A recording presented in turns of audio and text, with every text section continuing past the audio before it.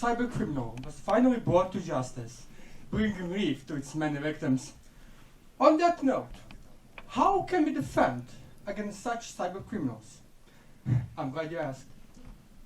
Let's talk about cybersecurity. Now, before we begin, I'm sure some of you probably had your account stolen, or maybe downloaded a virus while trying to download more RAM, or something like that. Please raise your hand if you ever done something like that. Good, so I'm not the only one. But don't worry, neither are you. As a matter of fact, every 11 seconds, somebody falls victim to a cybercrime. And that number is only going to get bigger and bigger, because in the last 5 years, there has been an 87% increase in cyber criminal activities. The damage of it?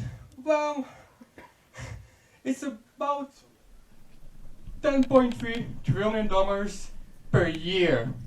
And as I said, they're just going to get bigger and bigger. On that note, also, can anybody guess how many new malware gets discovered each day? That's right, 500,000. Okay, great, but how do those hackers actually make money? Well, it's a business. Criminal, but a business. Something like a government. The majority of income actually comes from stealing data, and then they either resell it or just held it ransom. Also, they do sell their services with an average attack costing around $500, but there have been some bigger campaigns, for example, WannaCry ransomware, which was a campaign worth around $5 million. Also, a lot of governments hire hackers, especially Russia. But how did those hackers get in, as they say in the movies? Well, I'm very sorry to disappoint, but it is not a wall of green zeros and ones. Actually, they usually target 4 main targets, also called the 4 horsemen of the apocalypse. And those are applications, so software, networks, web applications, and naturally, the weakest link of them all, you, people. Now, as you can see, here are some basic attacks which hackers do. I'm sure you heard about some of them: spoofing, phishing, SQL injections, DDoS and such. Now, I could talk about them the whole day, but I'm somebody who likes to do things in a more practical way. Now, what do you think? Of all of these, which is the most common one? It's ransomware. As a matter of fact, it's so common that every 22 seconds somebody falls victim to it. Now, a ransomware works like a normal Trojan, where it acts as a simple, harmless program. But once it gets onto your computer, it encrypts all your files with 256-bit encryption, which is very, very hard to decrypt on your own, takes the key, which is probably the only way you're ever going to get your files back, puts it on a remote server, and then demands money for it. The price, around $200 to $500 per PC, and if a company has, let's say, 1,000 PCs, yeah, that racks up. And that's if you get your files back, because, let's be real, it's like 50-50%. You know what's even scarier about how effective they are? How easy it is to make one. Wait, let me show you. Okay. Okay, great. So this is my Kali Linux. I use this for hacking.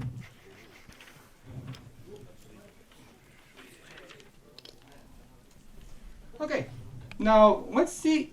Here is a basic text file, right? You can actually read it. Amazing. But what if we ran a ransomware script on it? Now, I know most of you are programmers, so you probably care about how the script looks. And let me show you. So here's the whole script. It's a couple of lines of code. Now, I'll be honest, it is not a fully functioning ransomware. I do not want to make a fully functioning ransomware and show it to you all.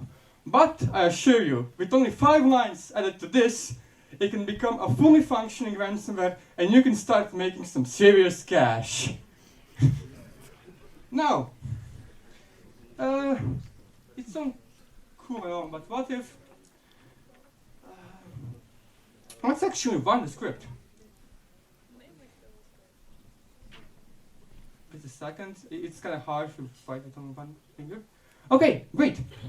So here is the little ransom note. Yeah, pretty common. Yeah, it says, hi, I'm ransomware, all your files have been encrypted. And actually the disclaimer, because I do not want to end up like the last guy, arrested. Now, remember that before mentioned file? Yeah, it doesn't look like that anymore. It's just a bunch of, well, gibberish, really. But, thankfully, most of the ransomware companies, yeah, they are companies. They actually have companies that make ransomwares. And it's hilarious, because they actually have like tech support and secretaries. So, when all your files get encrypted, and you know if you're ever going to get them back, you have this nice, kind secretary, like, hello, how can I help you? Amazing. Thankfully, most of them just give you the program that does the decrypting themselves. They gave you the program and they gave you the key. I made the exact replica. Let me just run it through.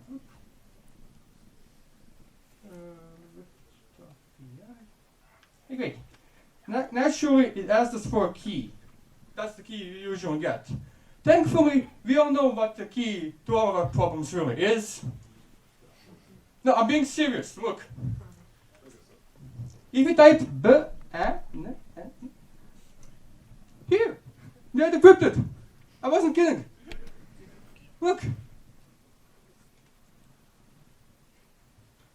It's back. Our files are back. In all seriousness, no. This is just a child's play, what an actual ransomware can do. And that's why it is very, very important to keep backups of your files on multiple devices and probably on cloud as well. Now, this is only one of the 2 main problems in today's cybersecurity. And the other big player I'd like to talk about is DDoS. So a DDoS attack, or distributed denial of service, is a type of service where an attacker uses an army of computers, or if you will, a botnet, a network of bots, a bunch of computers basically, which then send different requests to a target system, which then overwhelms it. Now, it may slow it down, it may cause some services to not work, or it might just shut it down completely. Also, one very funny thing, you see this program? This is a commercial program called Low Orbit Time Cannon. And it is so easy to use. You just type the IP address, you press button, and it works. But I don't think that's Monterrey. But as I said, I'm not really for theory. So let's demonstrate it. But first, let me just, announce that the only thing that's keeping me here and not in Remetinets is this amazing little thing called permission. Thankfully, I asked a good friend of mine, hey, look, I have a presentation, right? Is it okay if I DDoS you? And he gave me consent. So, thank you very much. Now, some might think that all of this is staged, that I'm a fraud or something. Well, yeah, okay. Here you go. Scan the barcode. Let's... No, please, I know you have your phones. We just had like an exam. I won't hack you, I promise. Okay, you don't trust me, that's fine. Okay. But what if... Okay, I'll do it. Okay. Sure. Okay. you can see the site, okay? It's a pretty nice site, right? Yeah, looks nice. I know what this does, and I'm too scared to click it. But I know one thing, and that's that I have permission to DDoS it. So let's go back to my common Linux. And let's just go to my DDoS. Yes, good. Great. Now, as the old ones, how do we call it? Is it TSFPI? Mi da sam krivo upisao. Oh no, I put two P's. I'm sorry. Okay, great. So it asked me for an IP address. Naturally, this is also a custom-made script because I like to do things myself. We'll just type an URL because it has reverse DNS, and it starts. Now, this looks like an ordinary ping, right? But do you remember when I talked about botnets? So each of these ping logs, it's around hundreds, probably thousands, of ping requests coming. Now that might not be enough, because I know for a fact that person has security on their page. Let's talk about security. So, there is two common ways how to defend against DDoS attack. One, the most common one, is to just buy a done solution. The most common one is probably the Ch0fi DNS protection, and it's amazing. It has stopped DDoS attacks in billions with a B. And if you're more of a do-it-yourself kind of person, you can always make a black hole.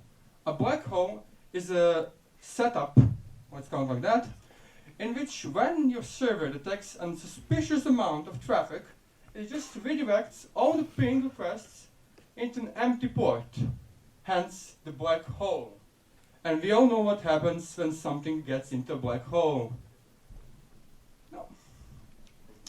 Okay, it seems that this will not take down his whole server, but I think it will be enough to crash his site.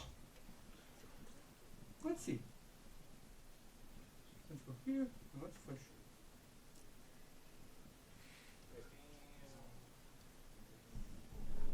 Ooh! Well, it's fine, he gave me permission. There are no cops. Good, good, good. Now, talking about cops, I just show you in like less than 10 minutes, how you can make two clearly efficient attacks. And I talked about how much money hackers make. So why shouldn't people just, create college, learn a bit to hack, and just become hackers? Well, let's be real for a second. It doesn't pay off. First things first, as it says here, the average sentence in 65 months. But for attacks that I just showed you, for example, ransomware, yeah, the minimum is 6 years. Or, how much time it takes to graduate Radovan. Also, if that doesn't scare you, it is very sad to say that a lot of people are just collateral damage in those attacks. For example, ransomware can cause a lot of people to lose their jobs, especially if it's in big data centers, and we don't want to tag the people, right? We just want the company's money. But okay, I get it. Maybe morals are not your thing. Well, then let me just tell you this. Remember when I talked about hackers getting hired by the government? A lot of big hackers, the good ones, they don't go to prison. No. CIA, KGB, SOA, they all did that. They all recruited them to hunt those like you down. And let me tell you, if you get an invader, you will get caught. Okay, great. So you don't want to be a hacker, but I just said how we can defend against those. Well, there is this pretty common way on how you can defend against majority of these called common sense.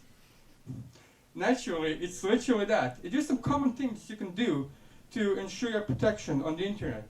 That means, hey, have a firewall. Hey, have an antivirus. And naturally, In the name, common sense. Because if it sounds too good to be true, yeah, it's probably too good to be true.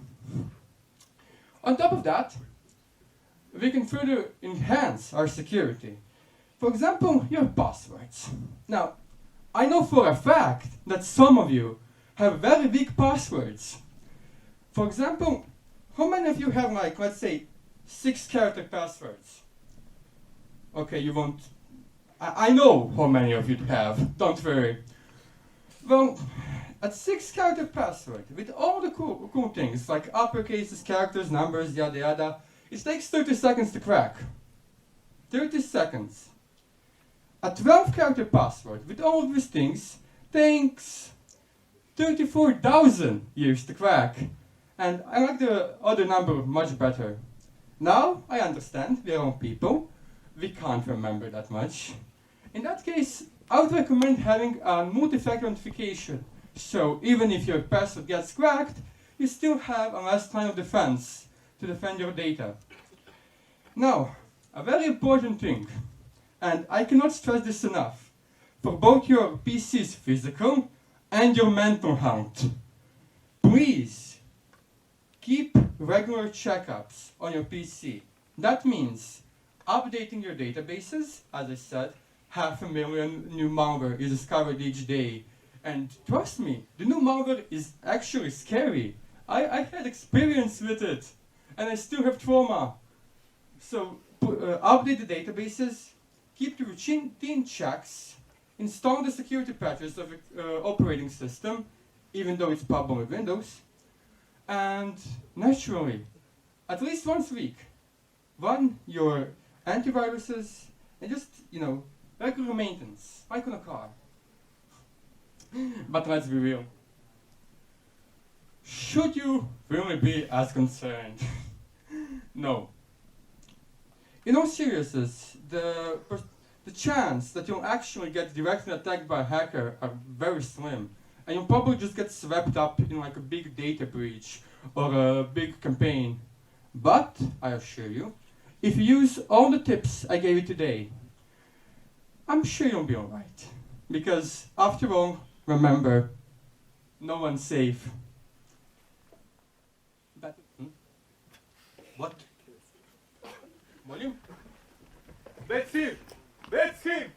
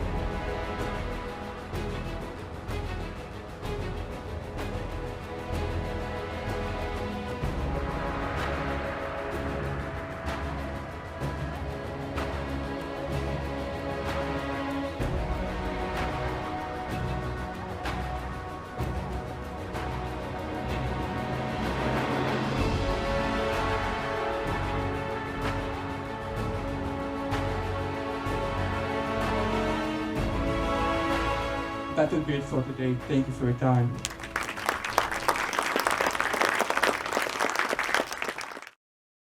Dok smo još u sceni, trebam 5 volontera koji će samo glumiti jednu scenu, samo da snimimo za YouTube. Nismo našli ljude koji bi adekvatno odradili, kako se zove, taj dio, pa evo samo da pitam ko ima 5 ljudi koji su zainteresirani, samo kratko. 3, dajte još dvojicu. Znači, ovako, nisam rekao o čem se radi. Znači, radimo serijal prezentacija, uživajte. Uglavnom, svaki put će isto završavati kao prezentacija uhićenjem, onda će ići kao nastavak priče šta se događalo dalje u pozadini. Trebam da ideš do kamermana. Aj ti za kameru. Drugačije, ne? Šta očekuje do TVZ-a? Ja ću pola taj. I onda ćete povući, a onda vi odmah istrčavate i idete. Biće se TVZ. Action!